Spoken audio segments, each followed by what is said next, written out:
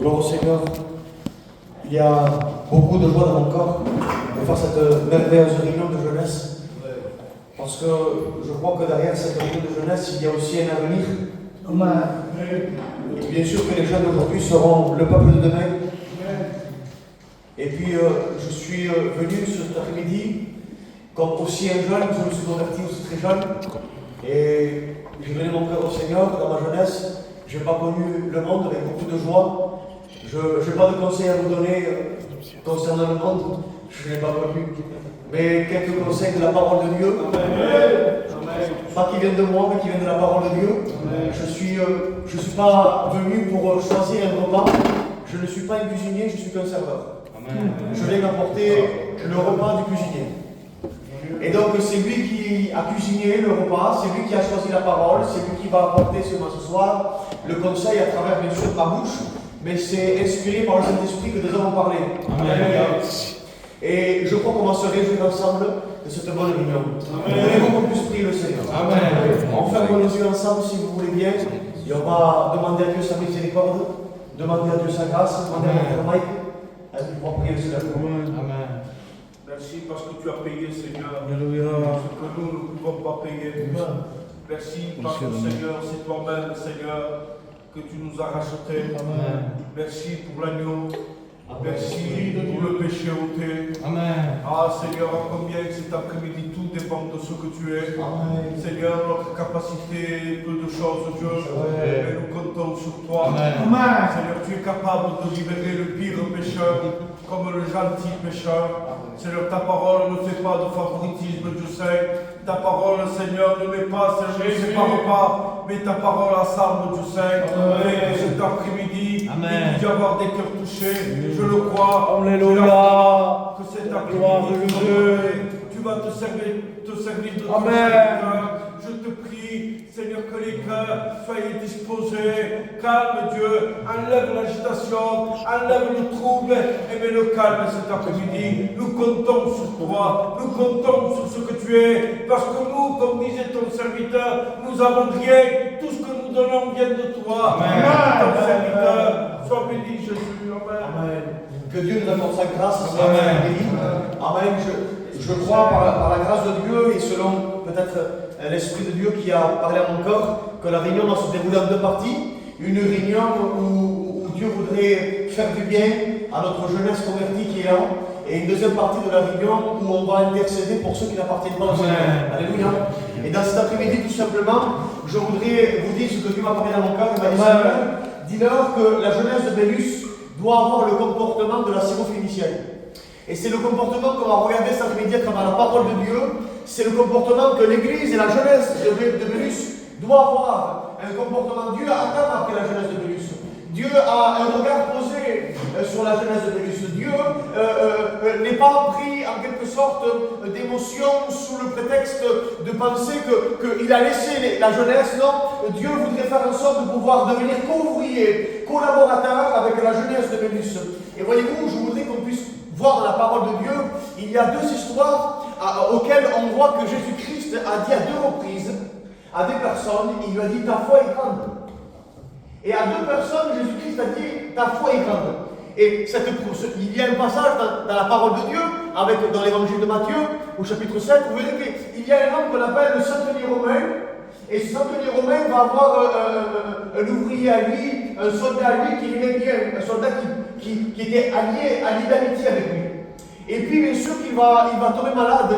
Et puis ce centenier romain, qui était un chef de l'armée romaine, va commencer à envoyer des chefs juifs, des juifs anciens qui étaient là pour aller chercher Jésus-Christ. Et bien sûr, lorsque Jésus était sur la route, avant qu'il arrive dans la maison de là où il y avait le malade, et bien voilà qu'il va avoir une deuxième phase où le centenier va envoyer des amis à lui pour dire à Jésus, ne rentre pas chez moi. Parce que je ne suis pas digne que tu rentres dans ma maison, oui, parce que moi je suis responsable des Romains, et quand je dis à quelqu'un, à un soldat, va par ici, il vient par là, fais ça, il le fait, donc moi je donne un ordre, il le fait, écoute, dis seulement les mots, et mon serviteur sera guéri. Et puis bien sûr que Jésus-Christ a dit, ta foi est grande, et puis cet homme a été guéri. Il y a des fois où nous allons prier le Seigneur, église de Bélus et jeunesse de Bélus, Il y a des fois où vous allez prier Dieu, et où vous allez intercéder pour le quartier de Bélus. Il y a des fois où vous allez parler de Dieu à votre famille, et ils vont se convertir d'un seul coup. Sous vos yeux, la guérison va se faire très rapidement. La bénédiction va être opérée très rapidement. Mais il y a des fois où bien il va avoir besoin de persévérance, besoin de détermination. Et voilà le caractère que Dieu m'a dit que je dois dire à l'église de Bélus. Il m'a dit, Samuel, je veux que la jeunesse de Bélus soit déterminée, qu'elle soit dans une persévérance. Il y a une réunion cet après-midi qui est une réunion de motivation, une réunion de restauration, une réunion où le Seigneur veut faire du bien à la jeunesse. Il veut l'unifier, il veut la réunir, il veut apporter de l'unité dans la jeunesse, il veut séparer les concurrences, séparer ce qui n'appartient pas à Dieu, apporter de la simplicité et faire en sorte qu'elle soit un feu embrasé qui va encourager même les anciens, même les foyers qui sont plus âgés. Il y a quelque chose que Dieu voudrait opérer à partir de la jeunesse de Bélus. Une œuvre que Dieu n'opérera pas par un autre moyen, mais qu'il a l'intention de le faire par vous. On peut dire amen à cela. Amen. Écoutez bien tout simplement. Il y a une histoire dans la parole de Dieu que vous pourrez retrouver aussi dans l'évangile de Luc, chapitre 9. Cette histoire de la parole de Dieu, il nous parle d'une femme où Jésus, à elle aussi, va lui dire, ta foi est grande. Le miracle du centenier romain, c'était la première année du ministère de Jésus. Mais là, ce miracle, c'est un an après, à peu près. C'est-à-dire, c'est pendant la seconde année du ministère de Jésus. Et voilà l'histoire un petit peu. Est-ce que vous me laissez 10 minutes pour raconter cette histoire? C'est bon, 10 minutes, c'est pas long. Écoutez, c'est l'histoire d'une femme. Cette femme, elle a une fille. Et cette fille, bien sûr, va grandir, elle va grandir, et puis voilà, tout se passe bien. C'est une femme, c'est une païenne, c'est une grecque. C'est pas une juive, c'est une grecque, une syro-phénicienne. Et cette femme-là, bien sûr, donc sa fille va grandir, et en grandissant, sa mère s'aperçoit que sa fille est différente. Et son visage change, sa façon de parler change, son comportement change, et elle se rend compte que sa fille est en train de changer. Alors elle attrape sa fille, viens par ici, qu'est-ce qui passe? Qui tu fréquentes à l'école? Qu'est-ce qui se passe en ce moment? Pourquoi ton comportement change comme ça? Écoute, ça ne va pas comment tu te comportes en ce moment. Et bien sûr que cette femme sûrement a dû reprendre sa fille plusieurs fois, mais sa fille va changer de pire en pire, de pire en pire.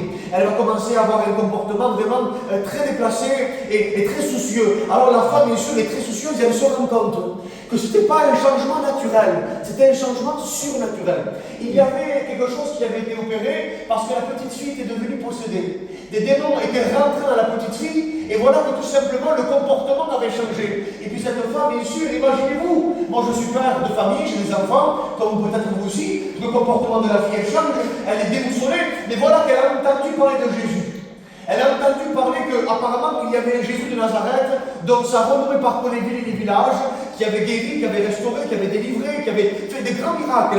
Et puis bien sûr, j'imagine au bord de son lit en train de pleurer, et entendre que Jésus guérissait les malades, et puis d'un coup une lueur d'espoir, parce que la foi vient selon l'entend, et selon l'entend, la parole de Dieu selon Romains 10-17, elle se lève d'un bond, elle va voir sa fille qui était allongée sur le lit, qui ne pouvait plus bouger, une fille qui ne pouvait plus se manifester, elle ne pouvait plus bouger, elle ne pouvait plus sortir de chez elle. Elle était allongée sur un lit, elle était paralysée, et puis sa mère s'approche, en quelque sorte, de ma fille, écoute, je sais que toi tu ne pourras pas aller là-bas. Mais moi, je vais aller à ta place. Je vais intercéder auprès de Jésus pour que tu puisses recevoir ce que tu dois recevoir. Je sais que toi, tu n'as pas la capacité d'aller à la réunion. Je sais que toi, tu ne peux pas aller là-bas parce que tu es enfoui par la drogue, tu es enfoui par l'alcool, tu es enfoui par le péché. Mais écoute, je vais être l'intercesseur qui va aller à la réunion pour pouvoir intercéder pour toi. Cette femme prend la décision de laisser sa fille et d'aller chercher Jésus-Christ, tout comme Dieu demande à la jeunesse de Bélus.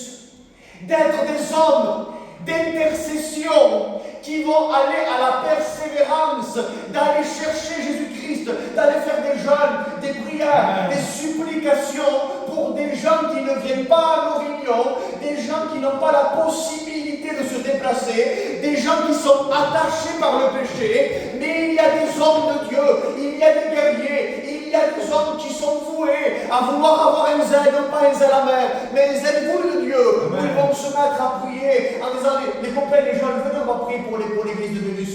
Les copains, venez, on va prier pour les personnes qui ne viennent pas, parce qu'il y a des cousins à nous, dans le quartier, il y a de la famille à nous, Christ vient nous chercher, nous voulons être ses intercesseurs, nous voulons prier. Ils n'ont pas la possibilité, ils ne veulent pas venir à la réunion. D'ailleurs, le péché, Satan les a liés. Mais nous, on va intercéder. On va aller chercher Jésus-Christ.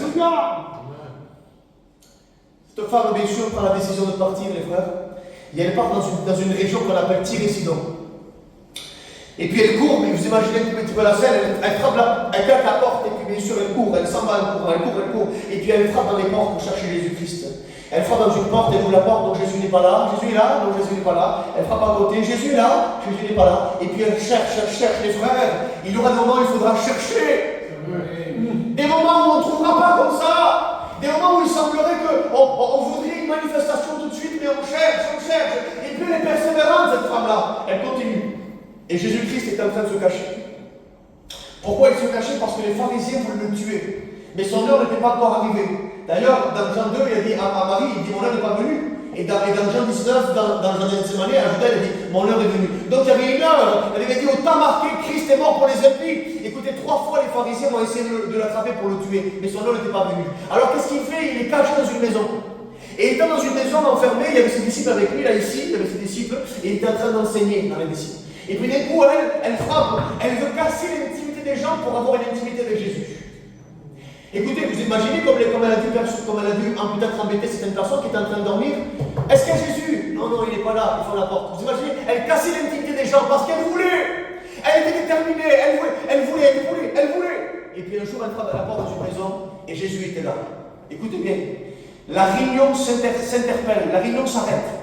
Imaginez-vous Jésus en train d'enseigner à ses disciples. Et d'un coup, la réunion s'arrête. Elle rentre dans la maison, elle se prosterne au pied de Jésus.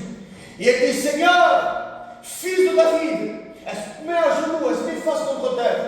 Elle dit, fils de David, aie pitié de moi. Elle dit pas, aie pitié de ma fille. Elle dit, aie pitié de moi. Parce que le problème de sa fille, c'est son problème. Le problème du quartier, c'est ton problème. Le problème de ton voisin, c'est ton problème. Le problème de ton cousin, c'est ton problème. Le problème, c'est ton problème. C'est l'intercession. Dieu cherche des hommes qui intercèdent. Amen. Dieu cherche une jeunesse qui est déterminée à pouvoir dire Seigneur, tu cherches un homme qui tient la brèche, selon Ézéchiel 22:30, et qui élève des murs de protection. Il y a ici à Vénus, il y a ici à Perpignan, une jeunesse qui se lève, non pas pour être vue des hommes, non pas pour attirer les regards, non pas pour avoir des postes, mais une jeunesse avec un cœur vrai, un cœur sincère, un cœur désintéressé, Amen. Qui se lève pour intercéder pour le quartier. Amen. Amen. Bien sûr,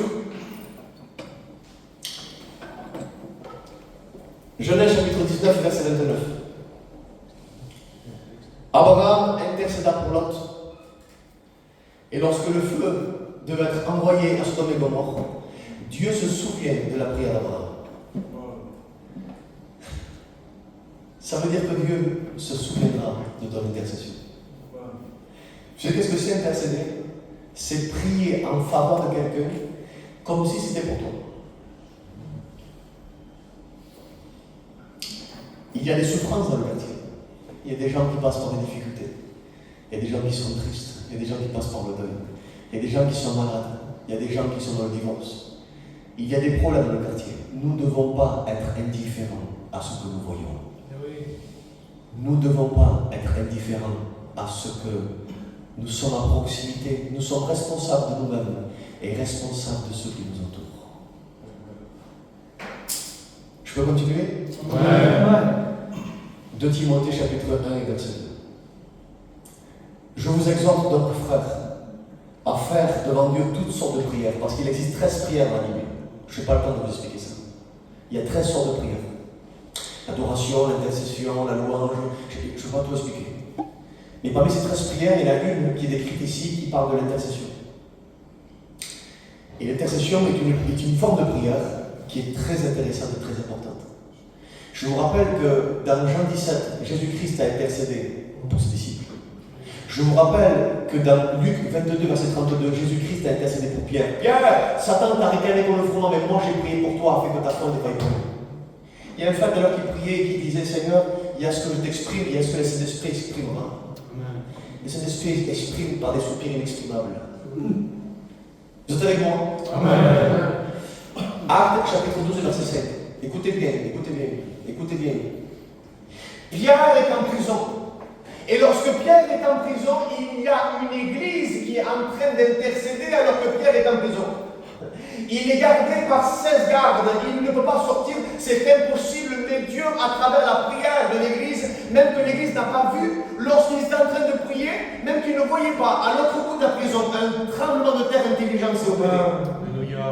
Normalement, un tremblement de terre va détruire, mais là, c'est un tremblement de terre qui construit. Un tremblement de terre qui détruit uniquement les chaînes et qui ne détruit pas les personnes. Dieu peut envoyer des tremblements de terre pour briser les chaînes du péché parce qu'il y a une jeunesse à Vénus qui intercède pour prier. Ah, je le crois. Est-ce que tu le crois? Amen. Il est possible qu'une jeunesse se mette 3 personnes, 5 personnes, 8 personnes, 10 personnes, 12 personnes, 15 personnes. Et puis bien sûr, ça embrase. Et un feu embrase d'autres personnes. Embrase d'autres personnes. Et qu'est-ce qui se passe? Il se passe qu'on est un noyau de quelques personnes. Et quand on prie, les malades vont être guéris. Quand on prie, il y a des conversions. Quand on prie, pourquoi? Non, mais c'est pas nous. C'est la grâce de Dieu qui nous amène à faire l'œuvre que Dieu veut qu'on fasse. Parce que c'est la volonté de Dieu que vous intercédiez, vous jeunesse, parce que Dieu veut se servir de vous. Un jour, Abraham, Genèse chapitre 18, entre Genèse 14 et Genèse 18. Regardez bien. Un jour, Abraham, il part avec 318 soldats, lui. Et il va délivrer l'homme qui était en prison à Sodome et Gomorrhe. Et il le délivre avec les muscles, il le délivre avec les épées, il le délivre avec la force, avec 318 soldats. Et il y va et il délivre l'autre de Sodome et Gomorrhe. Mais dans Genèse 18, on retrouve encore l'autre à Sodome et Gomorrhe. Ça veut dire que toutes les fois où tu essaieras de sortir ton cousin, ton père, ta famille par tes propres capacités, si leur cœur n'a pas changé, tôt ou tard, ils retourneront à Sodome et Gomorrhe. Mais quand il s'est mis à intercéder, quand il a compris que ce n'était plus par la force, mais par son esprit, quand il a compris qu'il ne fallait pas aller parler avec les soldats, mais il a dit Seigneur, si seulement il y aurait un juste, et Dieu se souvient de la prière d'Abraham. Écoutez bien, votre intercession est encore plus importante que toutes les œuvres que tu peux accomplir pour eux. Parce qu'il semblerait que des fois on se cache derrière le prétexte on fait des œuvres. Mais moi je fais ce qu'il faut, je vais aller le voir. Mais c'est bien, il faut aller le voir, tu as raison. Mais Dieu, c'est pas ça qu'il te dit. Il te dit d'aller intercéder. Amen. Parce que l'intercession, des fois, est encore supérieure à ce que tu peux faire en tant qu'homme. L'intercession peut être super. Il faut que l'œuvre vienne accompagner l'intercession et pas le contraire. D'abord, on prie, et parce qu'on intercède, on va accomplir l'œuvre de l'intercession. Mais il y en a qui font l'œuvre sans intercéder. Est-ce que vous comprenez ça? Vous avez compris ça? C'est très important. Écoutez bien, cette femme se retrouve devant Jésus. Je reviens à cette femme. Elle se retrouve devant Jésus, elle est prosternée et elle dit, aie pitié de moi, ma fille souffre cruellement, elle est tourmentée par un démon. Vous voulez connaître la réponse de Jésus? Ça vous intéresse? La Bible dit que Jésus-Christ ne répondit aucun mot. L'église de Bégus, il y a des fois où vous allez prier et tu as l'impression que le ciel est fermé. L'église de Bégus, il y a des fois où tu vas intercéder, vous allez venir peut-être ici prier avec le frère, prier une demi-heure et tu as l'impression qu'il ne s'est passé rien. Tu as l'impression que Jésus-Christ ne se retourne pas, tu as l'impression que le ciel serait fermé, tu as l'impression que des fois tu pries et c'est comme si le Seigneur ne t'écoutait pas. Ça vous arrive pas ça des fois, vous? Que tu as l'impression que le ciel est fermé? Est-ce que vous voulez que je vous explique pourquoi des fois là, cette impression-là? Ça vous intéresse? Amen. La première raison, c'est que des fois on demande selon Jacques chapitre 4, mais on demande mal. Parce qu'on demande pour satisfaire notre chair. Exemple, une femme qui dit Seigneur, convertis mon compagnon. Pourquoi? Parce qu'elle nous fait la misère. C'est-à-dire que la motivation de ce qu'elle veut qu'il se convertisse, c'est pour qu'elle soit plus tranquille sur la terre. Donc sa prière est mauvaise en quelque sorte. C'est pas une prière qui désire qu'il soit converti pour que son âme soit inscrite dans le livre de vie. Est-ce que vous comprenez? Son âme soit inscrite dans le livre de vie. Donc si vous voulez, des fois on prie. Et pourquoi cette femme elle a mal prié?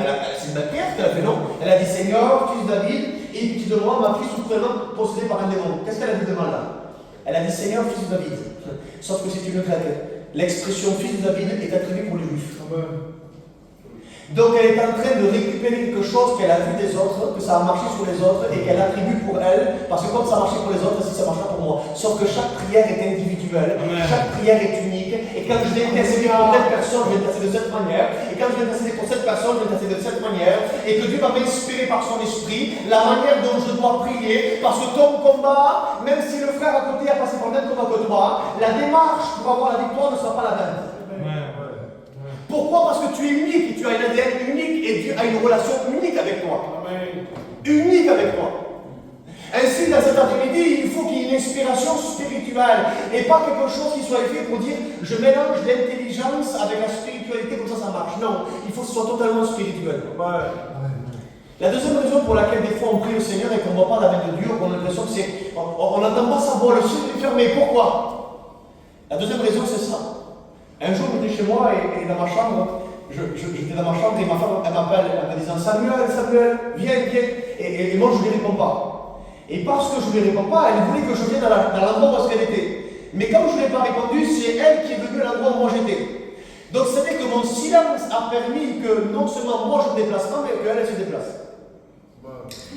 Il y a des fois où Dieu est dans le silence, parce que toi tu voudrais qu'il parle pour qu'il vienne à l'endroit où toi tu es, mais il reste dans le silence afin que toi tu viennes à l'endroit où il est. Dieu voudrait en quelque sorte que tu puisses non pas être attiré sur ce que toi tu veux, mais sur ce que lui il veut. Donc c'est-à-dire que dans Marc 3 et verset 13, Jésus-Christ appela les 12 disciples et il les fit venir auprès de lui et ensuite il les envoya. Avant que Jésus-Christ parte pour pouvoir aller là où tu veux, il faut que tu viennes auprès de lui. Amen. La troisième raison pour laquelle des fois on n'entend pas la voix de Dieu ou qu'on a l'impression que c'est silencieux, parce que je ne sais pas si vous avez passé le permis de conduire, mais moi je m'en souviens quand j'ai passé mon permis, le moniteur il me disait à droite, à gauche, devant. Et puis quand il me disait rien, ça veut dire tout droit. S'il disait rien, au rond-point, tout droit. Et quelquefois on a l'impression que Dieu ne répond pas. Ça veut juste te dire tu connais la réponse, continue d'avancer. On se pose mille questions, mais c'est silencieux parce que pourquoi? Parce que tu connais la route. Si tu ne connais pas la route, t'inquiète pas, le moniteur te dira à droite. Il est le chemin, la vérité et la vie. Est-ce que vous comprenez? La dernière raison, c'est que vous savez que lorsqu'on est à l'école et lorsque des enfants font un examen d'école, le professeur ne dit pas aux enfants, il ne leur dit pas la réponse. Quand c'est le moment de l'examen, le professeur reste silencieux. Monsieur, j'ai une question. Non, monsieur, c'est l'examen là, je ne peux pas répondre. Ça veut dire qu'il y a une absence de réponse lorsqu'on est en examen. J'aimerais te dire des fois, tu as un examen spirituel. Le manque de réponse ne veut pas dire qu'il n'est pas là, il est là. Mais il veut juste te dire que tu connais la réponse, tu as étudié, il faut remplir maintenant. Amen. Est-ce que vous comprenez? Cette femme est là, au pied de Jésus, elle lui prie, il ne répond pas. Elle lui prie, il ne répond pas. Et puis d'un coup, elle est déterminée. Est-ce que l'église de Bélus, est-ce que la jeunesse de Bélus est déterminée pour cela? Amen. Est-ce qu'elle est déterminée? Dites Amen. Amen.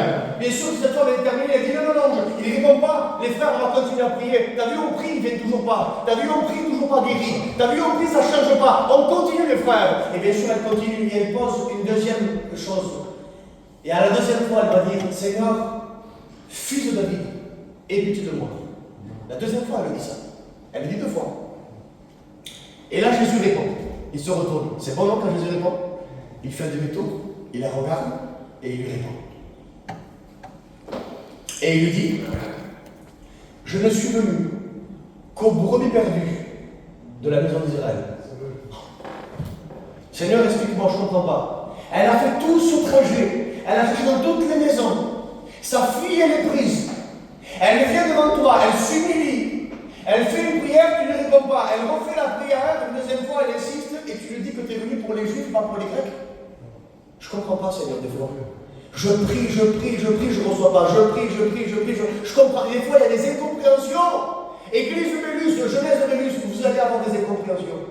Des fois, tu as l'impression que ce que tu fais, ça ne sert à rien. Des fois, tu as envie d'abandonner. Des fois, tu as envie de lâcher. Et puis en plus, pour couronner le tout, tu as les disciples qui sont là et qui disent arrête de continuer le maître, maître, regarde, elle nous embête. On était dans une réunion, là, on était bien, tu vas nous enseigner, elle nous a cassé la réunion, elle nous a coupé. Écoute, on te renvoie. Elle m'a dit que les disciples l'ont renvoyé. En disant sors de la maison, allez, mets ta tout ça, rentre chez toi. Et bien sûr, vous imaginez cette femme. Première fois, Jésus ne répond pas. Deuxième fois, elle transpire comme ça. Deuxième fois, Jésus se retourne et dit je suis venu pour les Juifs, pas pour les Juifs, je suis venu pour les Juifs, pas pour les Grecs. Et puis en plus, les disciples qui sont dans le monde spirituel, les apôtres, qui sont en train de dire sors. Qui ne se rend pas à ce moment-là? Qui ne se rend pas? Qui n'arrête pas? Cette femme, elle n'arrête pas. Et cette femme, ça doit être le caractère de l'église de la jeunesse de Bélus. Et cette femme, à une 3e reprise, elle va changer sa prière. Et elle va dire Seigneur, secours-moi. Sa prière a changé. Et vous savez qu'est-ce qu'a répondu Jésus maintenant? Vous voulez savoir? Amen. Jésus a répondu il n'est pas bon de prendre le pain des petits enfants et de le donner aux petits chiens. Les petits chiens, c'était les païens. Et les enfants, c'était les juifs. Il était en train de dire, je suis venu d'abord en priorité pour la maison d'Israël. Il faut que je nourrisse les enfants en premier. Et puis après, voilà, plus tard, quand ils m'auront rogné. Mais en tout cas, c'est pas bon de prendre le pain des enfants. Je ne vais pas prendre le pain des enfants. Imaginez, moi j'ai un enfant et je pas de chien. Imaginez-vous que j'ai un petit chihuahua à la maison. C'est pas bon de prendre le pain des enfants et de le donner au petit chien.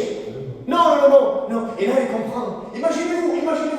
Une fois, il prie, Jésus ne répond pas. Deuxième fois, il prie, il dit, je suis venu pour les Juifs, pas pour toi. Troisième fois, il prie, les disciples disent, sors. Elle prie encore, elle change sa prière.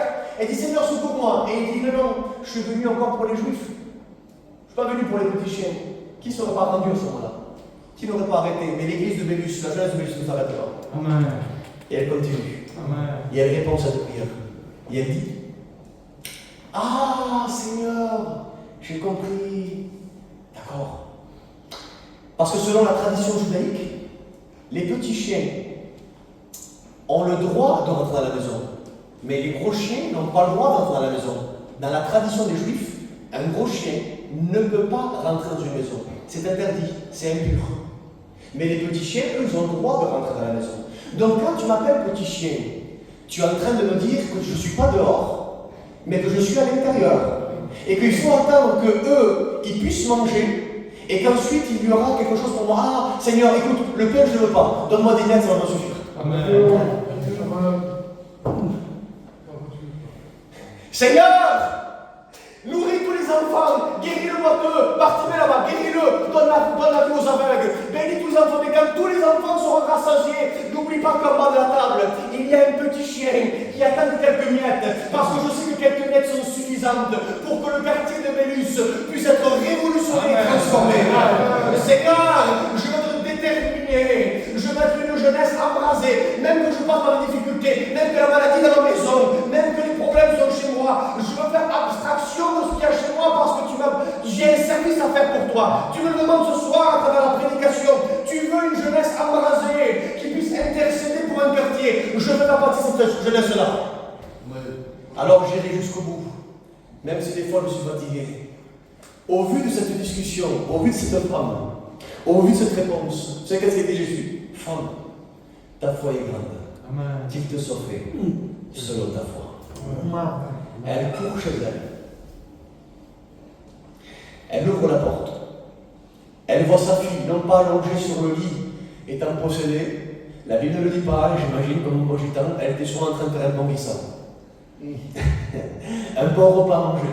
Sa fille avait été... Mais ma fille, qu'est-ce qui t'est arrivé? Écoute, maman, j'étais dans le lit comme ça, paralysée et tout. Et d'un coup, je sais pas, et d'un coup, il y avait un homme fort qui me tenait. Et puis d'un coup, un homme plus fort est venu. Et puis il m'a délivré, il a destitué les débrouilles.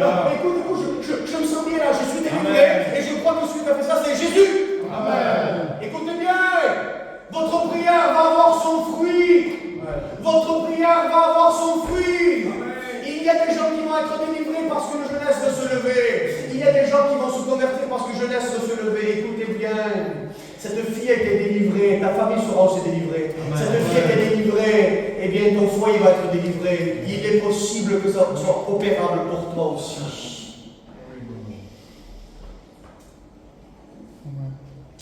L'intercession. Je voudrais que, on a fini la première partie.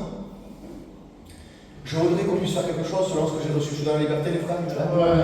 J'ai reçu quelque chose. Je ne suis pas quelqu'un qui fait beaucoup, voilà. Je ne sais pas, je passe le spectacle, vous comprenez. Mais j'ai reçu quelque chose de Dieu.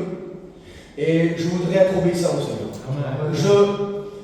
Il y en a qui cherchent le résultat pour faire. Moi, je fais sans chercher le résultat parce que l'obéissance, c'est ma part. Le résultat, ça vient à Dieu. Je fais. Le reste, ça ne me regarde pas. Mais je fais ce que Dieu m'a demandé. Je voudrais qu'on puisse fermer nos yeux, si vous voulez bien. Mon frère peut jouer un morceau de piano. Et restez là après, frères et sœurs, mes frères. J'ai un mot après pour la jeunesse qui était d'Arpélus, qui peut-être n'appartient pas à Dieu. Il y a un temps pour toi juste après le maintenant. Laisse-moi 5 minutes, 2 minutes pour faire ce que Dieu met sur mon cœur. Et puis après ça, juste, je ferai quelque chose d'autre. Je voudrais, selon ce que j'ai reçu de Dieu, que l'on puisse prier et que celui qui veut, devant les yeux de Dieu, devant les yeux des anges, devant les yeux des démons aussi, parce que vous savez qu'on s'engage aussi et qu'on engage la guerre aussi. Ceux qui sont chrétiens et qui font partie de l'Église et qui voudraient, à partir de ce jour, prendre une décision de dire Seigneur, je ne veux plus être égocentrique, je veux être christocentrique. Ça veut dire que je ne veux plus que ma vie soit au centre de mes projets, au centre de mes pensées. Je ne veux plus que mes problèmes envahissent mes pensées. Je veux que Christ soit au centre de ma vie. Parce qu'en me préoccupant de toi, je te préoccupe de moi. Fais de l'éternel tes délices et il te donnera ce que ton cœur désire. Recherchez d'abord le royaume de Dieu et sa justice et toutes choses vous seront données par-dessus tout. Dieu m'a demandé de pouvoir faire un appel et de demander s'il y aurait une jeunesse qui voudrait s'engager à partir d'aujourd'hui. De devenir des intercesseurs pour leur église et pour leur quartier. De prier et de voir que dans les prochains temps, peut-être ce ne sera pas facile, mais de voir que dans les prochains temps, il va y avoir des conversions. Que dans les prochains temps, est-ce que l'église de croix, il va y avoir des guérisons? Que dans les prochains temps, il va y avoir quelque chose qui va s'opérer. Alors s'il y a des personnes, cet après-midi, pendant que nous sommes en train de prier, fermons nos yeux si vous voulez bien, ceux qui appartiennent au Seigneur, ceux qui sont chrétiens. Fermons nos yeux et c'est un engagement devant Dieu, c'est pas devant les hommes. Si tu ne sens pas devant Dieu, ne te lève pas, mais si vraiment dans ton cœur la prédication t'a parlé, et tu te sens que cette affaire te concerne, Esdras 10.4 va dire cette affaire te concerne. Si tu sens que ça te concerne ce qui a été dit, alors je voudrais t'inviter à faire quelque chose. Le Seigneur m'a demandé quelque chose et je voudrais le faire. S'il y aurait une jeunesse qui voudrait se lever et s'engager devant le Seigneur, eh bien je t'invite à venir devant, juste ici, et on va faire quelque chose. Levez-vous ensemble si vous voulez, quelques frères qui voudraient s'engager. Levez-vous et mettez-vous ici devant. Le Seigneur m'a demandé de faire quelque chose pour vous. Et je veux le faire. Alors venez approchez-vous les frères. Engagez-vous devant le Seigneur. Simplement à pouvoir prier, à pouvoir intercéder pour vos familles. Je crois que nos familles ont besoin. Vous avez besoin aussi, mais en donnant, vous allez recevoir. Il y a plus de plaisir à donner qu'à recevoir. C'est vrai que tu as besoin. C'est vrai que je crois qu'il y a la maladie. C'est vrai que ton foyer a besoin. Mais en donnant et en intercédant pour les autres, c'est toi qui vas recevoir. Et en plus de ça, le souci, c'est que quand on travaille pour le Seigneur, le temps passe tellement vite qu'on a été béni, on ne s'est pas rendu compte. Parce qu'on est en train de travailler, on est en train de se réjouir, on est avec les frères. Écoutez, je crois qu'il y a plus que 3 frères qui devraient s'engager cet après-midi. Même que tu n'es pas jeune de 20 ans, je ne sais pas, maintenant qu'il y a une personne. Écoutez, qui veut travailler avec la jeunesse. Venez, approchez-vous devant. Je crois que Dieu m'a dit qu'il y avait même plus de personnes que ça. Venez, engagez-vous.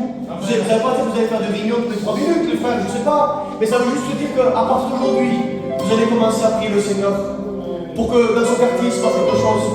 Pour que la jeunesse puisse commencer à avoir un changement. Venez approchez-vous, frère. Je ne vais pas vous faire un appel, je ne vais pas vous supplier. C'est quelque chose d'intérieur. N'ayez pas honte. N'ayez pas honte. Approchez-vous simplement. Approchez-vous ensemble. C'est bien.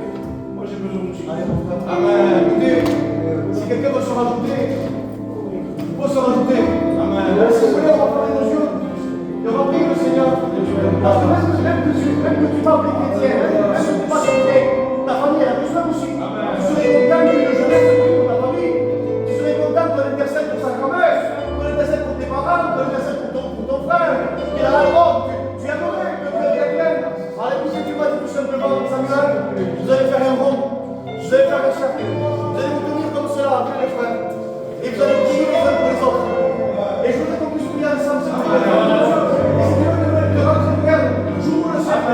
Si personne ne se veut rentrer dans le cercle, venez les frères. Regardez ici, elle t'encourage, avec l'exemple, à pouvoir venir, à intercéder, parce que Dieu veut former un cercle. Dieu veut les uniter, parce que lorsque les prières sont réunies, le feu du ciel descend. Il y a besoin d'unité, il y a besoin de mélange.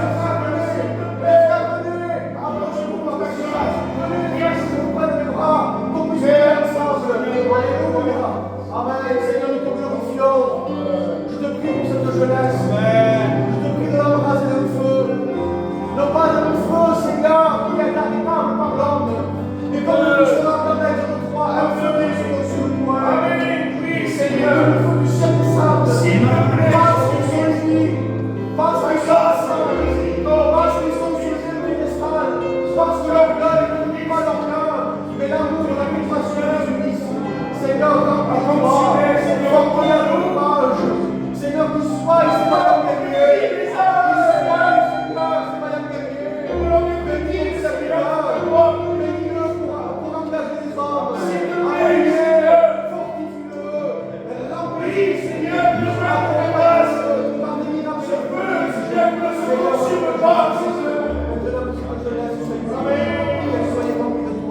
Seigneur, qui est monté tout être petit. Oui, pour la jeunesse et des bagages. Amen. Oui, Seigneur.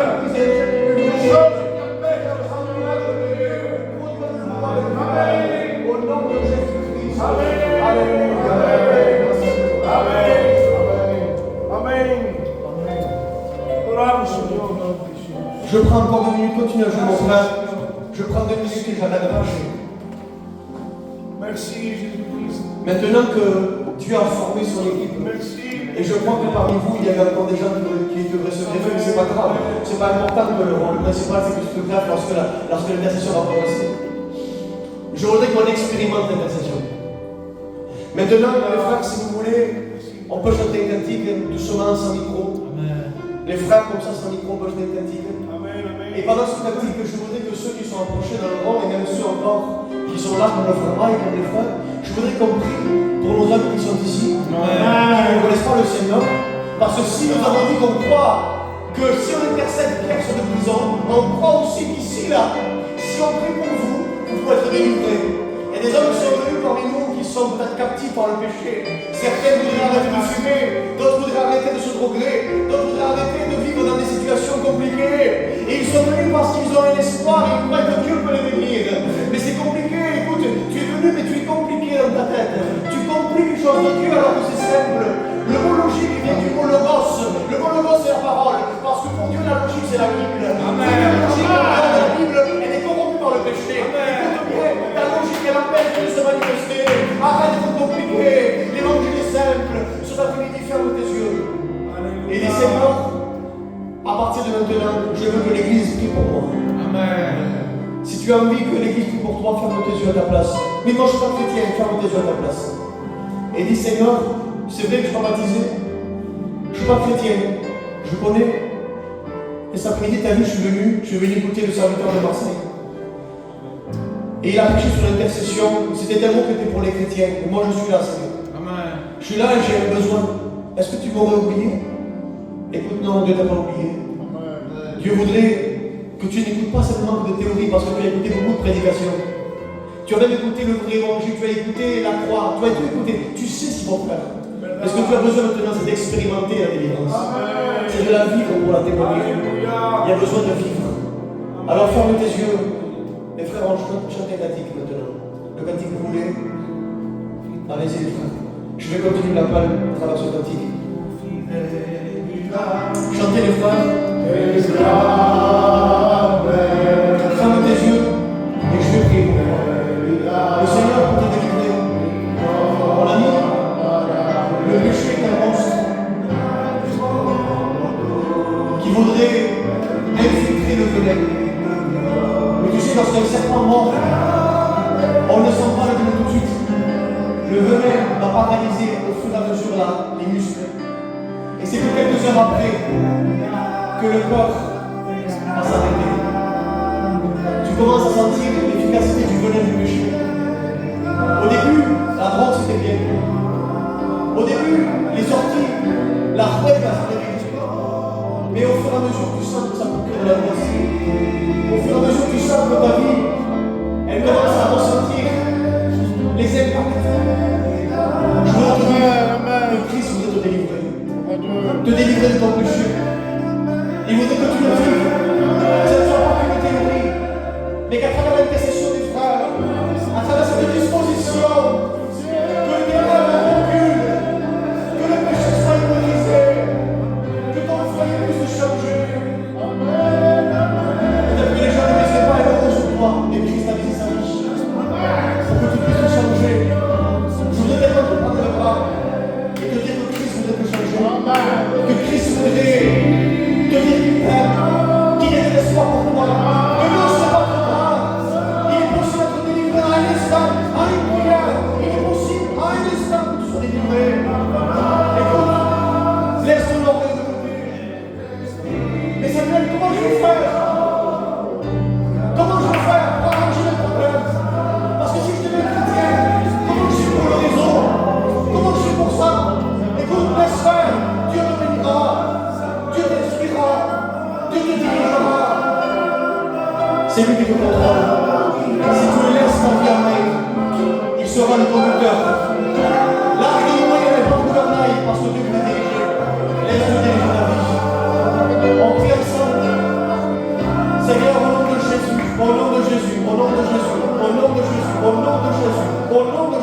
Tu es plus grand que les ténèbres. Tu es plus grand que le péché. Tu es plus grand que les chaînes les plus lourdes. Tu es plus grand que le désespoir. Tu es plus grand que les peurs. Tu es plus grand que l'espoir. Tu es plus grand que la dépression. Tu es plus grand que le divorce. Tu es plus grand que la maladie. Au nom de Jésus, tu te livres les âmes qui sont venues ici pour écouter la parole de Dieu. Vous êtes des frères, vous êtes personne de témoignages vivants pour la gloire de ton nom. Seigneur, bénis leur foyer. Seigneur, bénis leur eux. Que si on l'a raconté, ils ne croiraient pas. Au nom de Jésus. Amen. Je voudrais qu'on puisse lever notre main à notre place, si vous voulez bien. On lève notre main ensemble dans le ciel et je vais finir cette prière. Seigneur, par notre main levée, nous croyons et nous déclarons que tu es le Dieu Tout-Puissant. Le Dieu vainqueur. Le Dieu héros. Le Dieu qui libère. Le Dieu qui libère. Sois le Dieu qui libère. Libère le captif. Seigneur, nous voulons notre main vers toi. Parce que lorsque nous sommes noyés, nous ne l'attendons pour que tu viennes nous chercher. Seigneur, sauve de nous ceux qui sont noyés. Sauve de nous ceux qui sont en train de mourir. Envoie-leur la corde de l'évangile. Envoie-leur la bouée de la repentance. Au nom de Jésus-Christ, viens les sortir. Mets-les sur la marque de la grâce. Qu'ils soient en sécurité avec nous. Qu'ils aient de quoi manger, de quoi se réjouir. Parce que le véritable bonheur, c'est d'être auprès de toi. Psaume 32, heureux celui à qui les péchés sont pardonnés. Tu seras heureux quand tes péchés sont pardonnés. Je finis avec ça, mais je laisse le micro. Il n'y a pas longtemps, il y a quelques temps en guerre, j'ai été dans une maison et il y avait un petit garçon qui avait filé, qui avait pêché un petit poisson rouge à la fête foraine. Et il a pris le poisson rouge, le filet et il l'a mis sur la table. Et le poisson a commencé à s'agiter comme ça, à s'agiter. Et puis après, il a pris le poisson et il l'a remis dans l'eau. Et le temps qu'il est dans l'eau, le poisson il ne bougeait plus. Il était statique. Écoute bien, tu as l'impression des fois que quand on bouge, c'est parce qu'on est bien. Il y a des personnes qui bougent dans tous les sens, et ça bouge, et ça bouge, et ça bouge. En fait, ils bougent. Pourquoi? Parce qu'ils ne sont pas dans leur élément naturel, ils sont en train de mourir, ils ne peuvent plus respirer. Lorsqu'on est dans l'eau d'un bocal, même tu as l'impression qu'on est statique. Oui, tu as vu les chrétiens, ils sont comme dans un bocal d'eau. C'est un petit poisson, ils ne bougent pas, ils ne vont pas dans les bars, ils vont non. C'est parce qu'on est bien.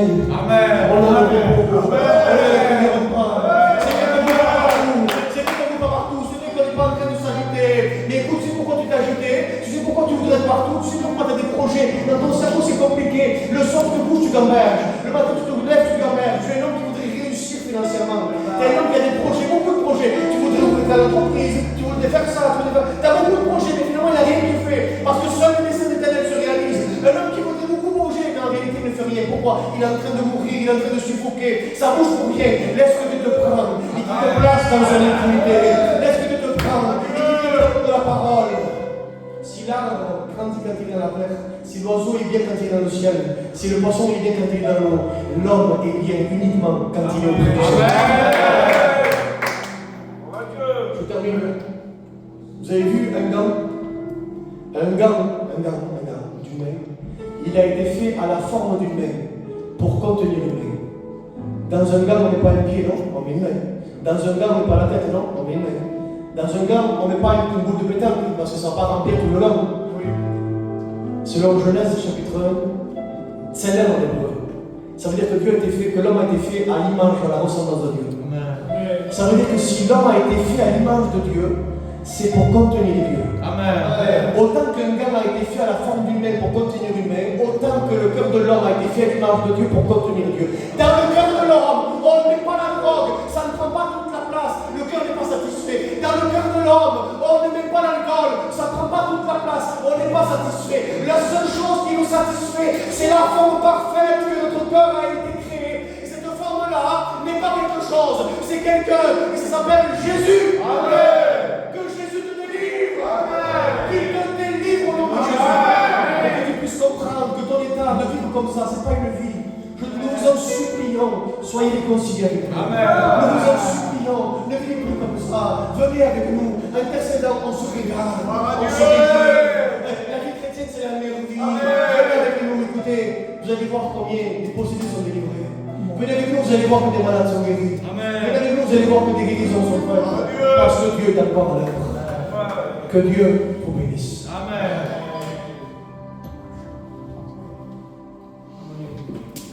de Dios.